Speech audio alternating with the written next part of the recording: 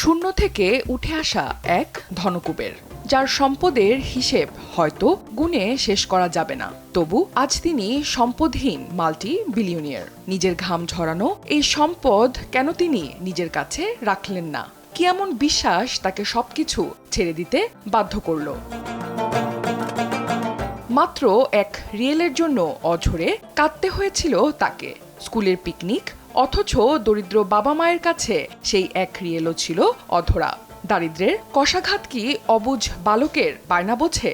কিন্তু ভাগ্যের জোরে শিক্ষকের প্রশ্নের উত্তর দিয়ে পিকনিকের টাকা জোগাড় করে ফেললেন তিনি। সেদিনই যেন ভাগ্য তার দিকে প্রথমবারের মতো হাসে। ভাগ্যের চাকা ফেরাতে কোনো কাজই বাদ রাখেননি তিনি। মাত্র ৯ বছর বয়সেই পরিবারের আর্থিক সচ্ছলতা ফেরাতে স্কুলের গণ্ডি ছেড়ে যোগ দেন কাজে।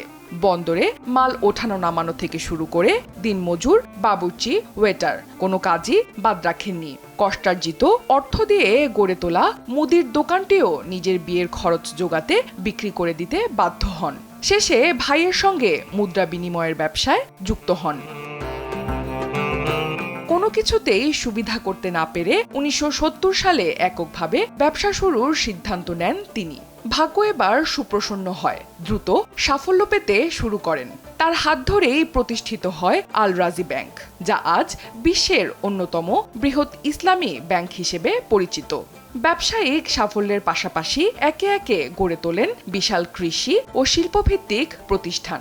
এতক্ষণ বলছিলাম সৌদি আরবের রাজপরিবারের বাইরে গড়ে ওঠা ধনকুবের সুলাইমান আব্দুল আজিজ আল রাজহির কথা। ফোর্বস সাময়িকীর মতে শেখ সুলাইমান আল রাজহি পৃথিবীর ১২০তম ধনী ব্যক্তি। ২০১১ সালে তিনি বিশ্বকে অবাক করে দিয়ে নিজের অধিকাংশ সম্পদ দান করার ঘোষণা দেন। কষ্টার্জিত প্রায় $৭.৭ বিলিয়ন সম্পদ তিনি দাতব্য কাজে উৎসর্গ করেন এবং আব্দুল আজিজ ফাউন্ডেশনের মাধ্যমে তা পরিচালিত হতে থাকে। বাকি সম্পদ পরিবারে বন্টন করে নিজে প্রায় নিঃস্ব জীবন বেছে নেন। এমনকি সৌদি আরবের আল কাশেম শহরে তার গড়ে তোলা ৫,৫০০ হেক্টরের বাগানে উৎপাদিত খেজুরের পুরোটাই প্রতি রমজানে মক্কা ও মদিনা সহ বিভিন্ন মসজিদে ইফতারের জন্য সরবরাহ করা হয় এবং দরিদ্রদের কল্যাণে ব্যয় করা হয়। কিন্তু প্রশ্ন থেকে যায়, এক সময় দারিদ্র্যের করুণ ছায়ায় বেড়ে ওঠা এই মানুষটি হঠাৎ কেন নিলেন এমন এক চরম সিদ্ধান্ত? আব্দুল আজিজ তার সম্পত্তি দান করার পর সাংবাদিকরা তার সঙ্গে দেখা করেন। তাকে প্রশ্ন করা হয়, আপনার কেমন লাগছে? উত্তরে তিনি বলেন, আমি অনুভব করছি আমি স্বাধীন, পাখির মতো মুক্ত। এখন আমি আমার আল্লাহর সামনে ভারহীন অবস্থায় দাঁড়াতে পারবো। মানবতার কল্যাণের জন্য ২০১২ সালে আব্দুল আজিজকে দেয়া হয় বাদশাহ ফয়সাল আন্তর্জাতিক পুরস্কার।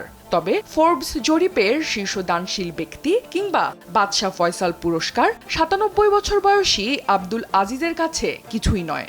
তিনি পেতে চান সেই মহান পুরস্কার যা পাওয়া যাবে মৃত্যুর পর পরম করুণাময় আল্লাহর নিকট থেকে। অনন্যা দাস, সময় সংবাদ।